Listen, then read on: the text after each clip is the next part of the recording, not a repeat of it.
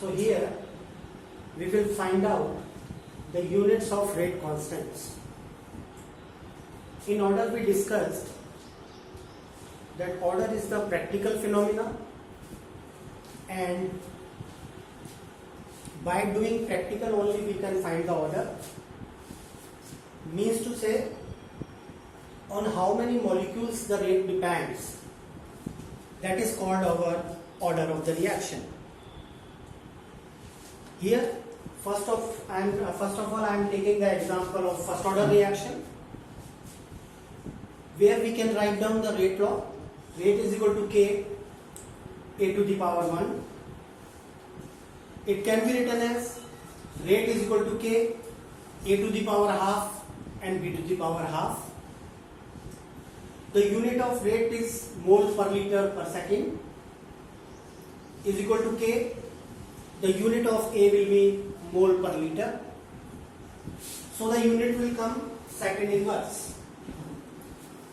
It may be minute inverse somewhere. It may be year inverse. It may be week inverse. Absolutely in the same way, we will find the unit of second order reaction rate constant. Rate is equal to K A to the power 1 and B to the power 1. The unit of rate is mole per liter per second is equal to K. A is having unit mole per liter. B is also having mole per liter. So the unit of K will become, liter will come here, liter, mole inverse, second inverse.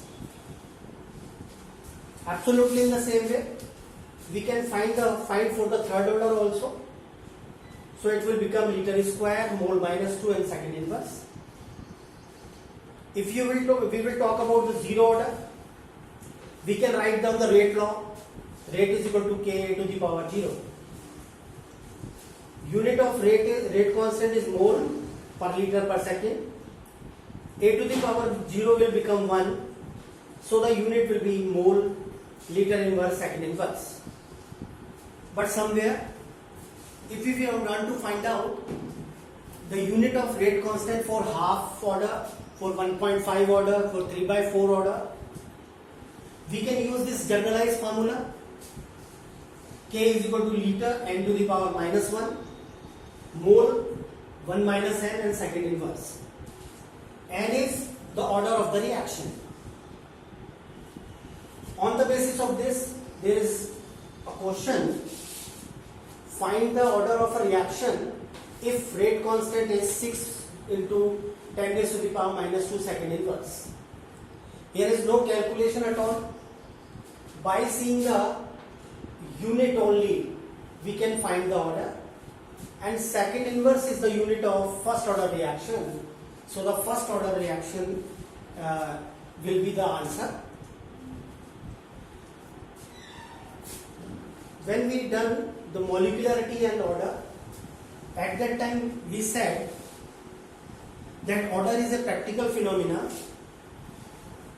So on the basis of that concept, here is a reaction A plus 2B changes into C.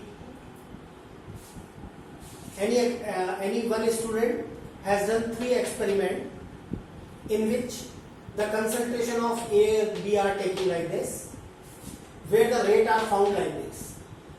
Now we have to find out the rate law and order of the reaction.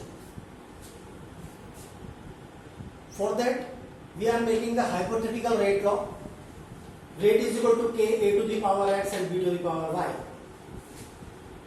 For every experiment, we can put the value in this hypothetical rate law. Here we will see the 2 experiments where the concentration of B are same, so we can cancel them.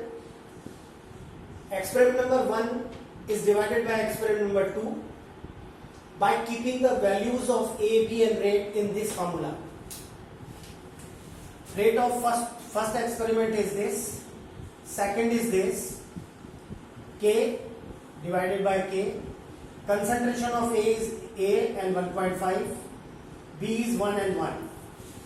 When you will solve it, it will come x is equal to 1. Now we will select those two experiments where the concentration of A are same. So with respect to B, we can find the order of the reaction. So experiment number second is divided by third. 4.5 into 10 raised to the power minus 2 divided by 3 into 10 raised to the power minus 2. K 1.5 and 1.5 divided 1 upon 0.86 to the power 5. In this way, when you will calculate, y will be 2. So we can put the value of x and y in it. So the overall order will be 3. As order is the sum of the power of the concentration term used in the rate law. Now we can find the integrated rate equation. Integrated rate equation for zero order reaction. For that, A changes into B. At time t, when the time was 0, concentration of A was A mole, B was 0. Reaction is yet not started. At time t, if X mole is dissociated, then X mole will form. So dx upon dt is directly proportional to A minus x to the power n. This rate is can be written in the differential term as dx by dt. As we have taken the product for the writing the rate of the reaction, it will be positive, and rate will depend the amount left of the reactant. This is very important. Rate is directly proportional to the amount of reactant left behind. So A minus x is the concentration which is left behind after time t. A minus x to the power 0 will equal to 1. Dx upon dt can be written as k. On integration we will get x is equal to kt plus c. C is the integration constant. How we can find the value of c? At time 0, x was 0. You can see at time 0, x was 0, so c will be 0. So value of c when we will put here in this equation, x is equal to kt will come, which can be written as rate constant is equal to change in concentration upon change in time. How we can find the half-life of the reaction? What is the meaning of half-life? Suppose the half-life of a reaction is 1 hour. It may be in years, number of years also it may be. Initial concentration of the reactant is 10 gram.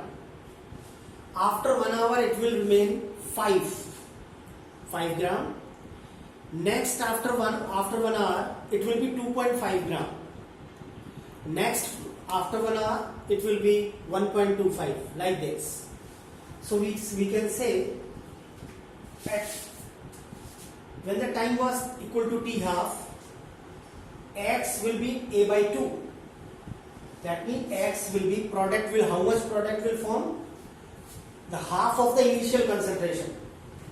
So here when we will put the value of x is equal to a by 2, t is equal to t half, then we can have that t half is directly proportional to a by 2.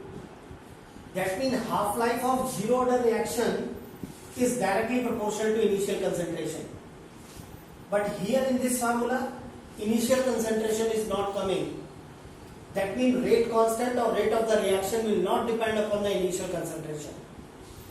Half-life will depend, but rate of reaction will not depend on the initial concentration.